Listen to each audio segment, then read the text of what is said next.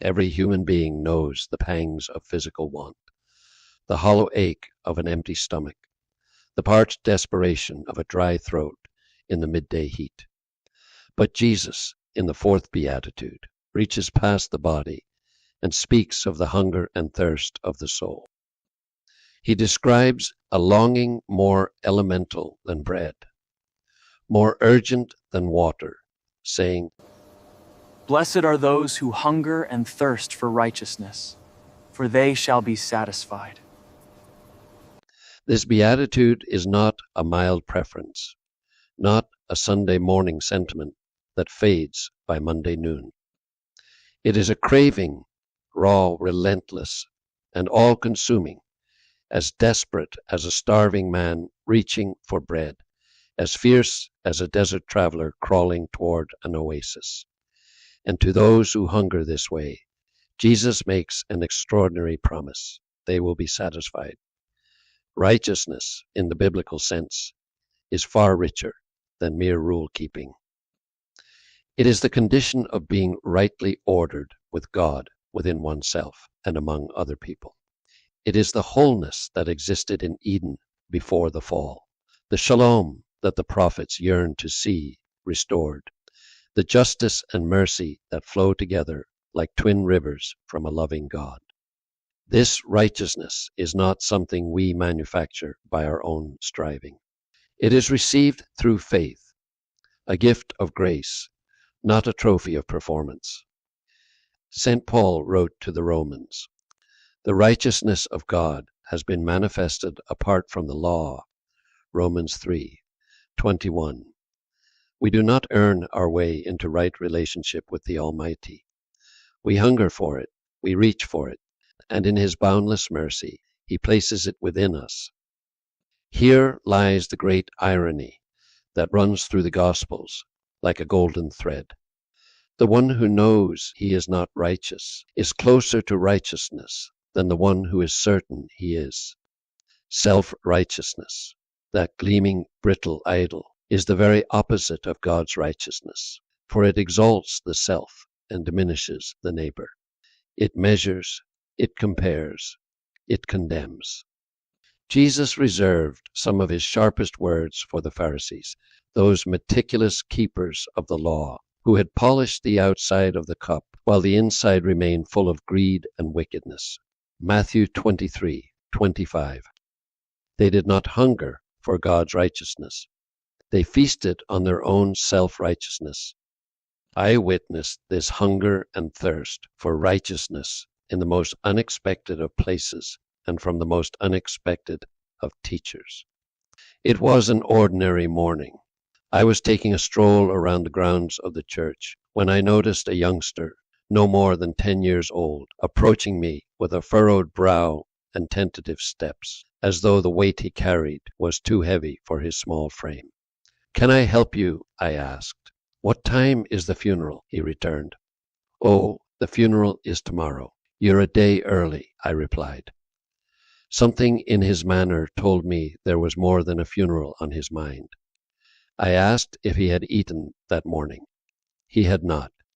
So I brought him inside, and Fran, my housekeeper, prepared a warm breakfast of eggs and bacon. As the food settled into him, the tension drained from his face. He relaxed, grew talkative, and looked around with wide, restful eyes. "It is very nice here," he said. "Thank you," I replied. "Where I live," he continued, his voice dropping. "People are always fighting." "Why are they fighting?" I asked. What he said next stopped me in my tracks. With the plain, luminous clarity that sometimes graces the lips of children, he declared, "They're fighting because they think they're perfect. But nobody but God is perfect." "You got that right," I hastened to say, marveling at the wisdom this child possessed beyond his years. Here, in a 10-year-old boy who had not yet had his breakfast, I saw the Fourth Beatitude made flesh. He hungered and thirsted for righteousness. He longed for peace in his neighborhood, for lives rightly ordered, for the self-righteousness of his neighbors to give way to the righteousness only God can provide. He spoke with the simplicity of a child and understood what the Pharisees never could, that the claim of perfection is the enemy of true goodness, and that only God is perfect. That young boy stands in the long and noble line of those who have hungered for God's righteousness. The scriptures are populated with them, men and women whose yearning was so fierce it reshaped their lives, and, through them, the world. In the Gospel of Luke, Jesus tells of a tax collector who stood at a distance in the temple, would not even lift his eyes to heaven, and beat his breast, saying, God, be merciful to me, a sinner. Luke 18:13. He offered no defense, no list of accomplishments, no excuse. He was starving, not for vindication, but for reconciliation with the God he had offended. And Jesus declared that this man, not the self-congratulating Pharisee beside him, went home justified. Righteousness begins not when we perfect our performance, but when we abandon our pretense of perfection and cry out for mercy. Zacchaeus, the diminutive tax collector of Jericho, did not merely feel guilty when Jesus entered his life. He acted. Lord, I give half of my possessions to the poor, he declared, and if I have cheated anyone, I repay it fourfold. Luke 19:8. His hunger for righteousness manifested not only in confession, but in restitution. He did not simply weep over what he had done. He made it right. A person who truly thirsts for righteousness must always ask the uncomfortable question, what must I make right? The prophet Jeremiah knew a hunger for righteousness that was almost unbearable. You duped me, O Lord, and I let myself be duped, he cried.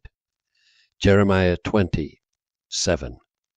His was no private, comfortable piety.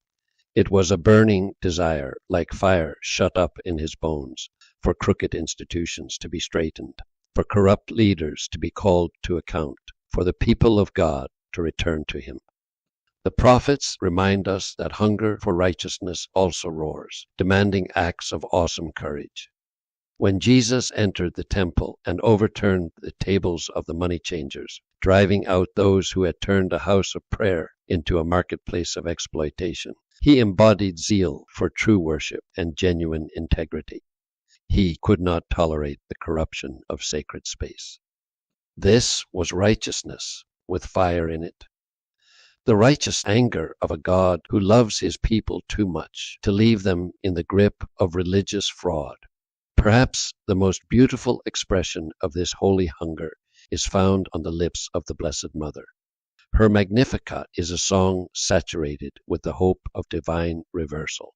He has cast down the mighty from their thrones and has lifted up the lowly. He has filled the hungry with good things, and the rich he has sent away empty. Luke 1:52-53.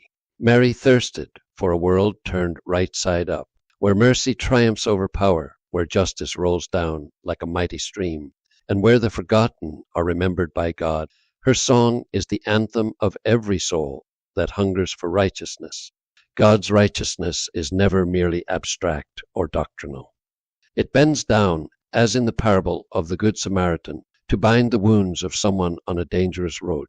Luke 10:30-37. The priest and the Levite in that story may have spoken religious truth with impeccable precision, but they walked past the bleeding man in the ditch. It was the Samaritan, the outsider, the one no one expected, who stopped, knelt, and poured oil and wine on a stranger's wounds. The hunger for righteousness is, at its heart, a rejection of lip service that is verbally correct but indifferent to the suffering of our brothers and sisters. And then there is the thief on the cross, that great sign of hope for every latecomer to grace. Even at the edge of death, with nothing left to offer and no time left to prove himself, he turned to Jesus and said, "Remember me when you come into your kingdom." Luke 23:42. In that single, desperate plea was contained all the hunger and thirst for righteousness that a human heart can hold. And Jesus, true to his promise, did not turn him away. "Today," he said, "you will be with me in paradise." This beatitude offers hope even at the last hour. The one who longs for righteousness is never turned away because he has come late. Jesus does not bless the self-satisfied. He does not pronounce happiness upon those who have arrived, who have checked every box and polished every virtue until it gleams. He blesses those whose hearts ache for what is right, right with God, right within themselves, and right in the world around them. To hunger and thirst for righteousness is the 10-year-old boy who longed for peace instead of self-righteousness in his neighborhood. It is Mother Teresa abandoning the comfort of the Loreto convent to rescue the destitute from the streets of Calcutta. It is the tax collector beating his breast and begging for mercy. It is Zacchaeus restoring fourfold what he had stolen. It is Mary rejoicing in God's justice. It is Jeremiah with fire in his bones, crying out against corruption. It is the Good Samaritan kneeling beside a stranger on a dangerous road. It is the thief on the cross, reaching for grace with his dying breath. And to all of those, to every aching, longing, and generous soul in search of righteousness, Jesus makes his promise. You will be satisfied. Let us end with a prayer. Lord, give us the hunger that only you can satisfy, the thirst that only your living water can quench.